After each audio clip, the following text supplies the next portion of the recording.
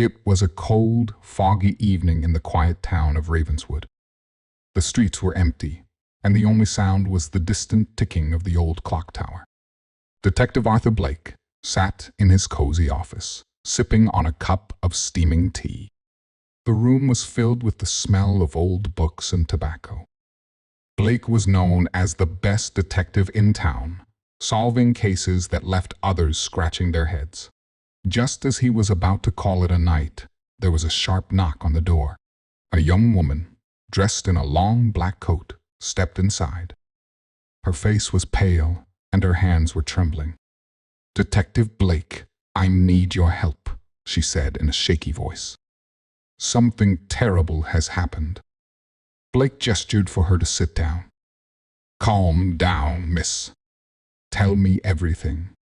The woman introduced herself as Claire Whitmore, the niece of the famous author, Sir Edward Whitmore. Sir Edward had recently passed away, leaving behind his final masterpiece, a manuscript that was supposed to be his greatest work. The manuscript was titled The Shadow of the Raven, and it was worth a fortune. The manuscript was kept in a locked drawer in my uncle's study. But when I went to retrieve it this morning, it was gone. The drawer was forced open, and the manuscript is nowhere to be found. Blake leaned forward, his sharp eyes narrowing. "Was anyone else in the house last night?" Claire nodded. "Yes, there were 3 people: Mr. Harold Grimes, my uncle's lawyer, Mrs. Beatrice Lane, the housekeeper, and Mr. Victor Crow, a fellow writer and my uncle's close friend. They were all here for the reading of the will." Blake stood up and grabbed his coat. "Let's go to the house. I need to see the scene of the crime." The Whitmore mansion was a grand old building, surrounded by tall trees and a high iron gate. Blake and Clara entered the study where the crime had taken place. The room was filled with bookshelves, and a large mahogany desk stood in the center. The drawer on the left side of the desk was clearly damaged, with scratches around the lock. Blake examined the drawer carefully. "The lock was picked by someone who knew what they were doing," he muttered. He then turned to Clara. "Can you tell me more about the 3 people who were here last night?" Clara nodded. "Mr. Grimes is a strict and serious man. He's been my uncle's lawyer for years. Mrs. Lane has been the housekeeper for as long as I can remember. She's kind, but very private. And Mr. Crow, well, he's a talented writer, but he's always been jealous of my uncle's success." Blake's eyes gleamed. Jealousy can be a powerful motive. "Let's talk to them." First, Blake questioned Harold Grimes. The lawyer was a tall, stern man with a sharp nose and cold eyes. "Mr. Grimes, where were you last night after the will reading?"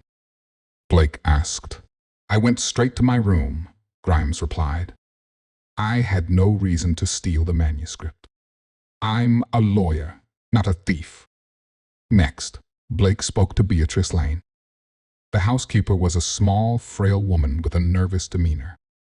"Mrs. Lane, did you notice anything unusual last night?" Blake inquired. "No, sir," she stammered. "I was in the kitchen, cleaning up after dinner. I didn't see anything." Finally, Blake confronted Victor Crow. The writer was a handsome man with a charming smile, but his eyes betrayed a hint of unease. "Mr. Crow, you were Sir Edward's friend, but you were also his rival, weren't you?" Blake said, watching him closely. Crow's smile faded. "I admired Edward's work, but I would never steal from him. That manuscript was his legacy." Blake returned to the study, deep in thought. He noticed something glinting under the desk. Bending down, he picked up a small, silver key. "Claire, do you recognize this key?" he asked. Clara's eyes widened. "Yes, that's the spare key to the drawer. It was kept in a vase on the mantelpiece." Blake's mind raced. He walked over to the mantelpiece and examined the vase. It was empty. Someone took the key, used it to open the drawer, and then dropped it in their hurry to escape, Blake said. But who? Suddenly, he remembered something. During his conversation with Beatrice Lane, he had noticed ink stains on her fingers. Mrs. Lane, Blake said, turning to the housekeeper. Why do you have ink on your hands? The housekeeper's face turned pale. I was writing a letter, she stammered. Blake shook his head. No, you were copying the manuscript, weren't you? You stole it to sell it and make a fortune for yourself. Beatrice Lane broke down in tears. I'm sorry. I didn't mean to hurt anyone. I just wanted a better life. The manuscript was found hidden in Mrs. Lane's room, along with a half-finished copy. She was arrested, and the manuscript was returned to Clara. As Blake walked back to his office, he couldn't help but smile. Another mystery solved, thanks to his sharp mind and attention to detail. And so, the case of the missing manuscript was closed.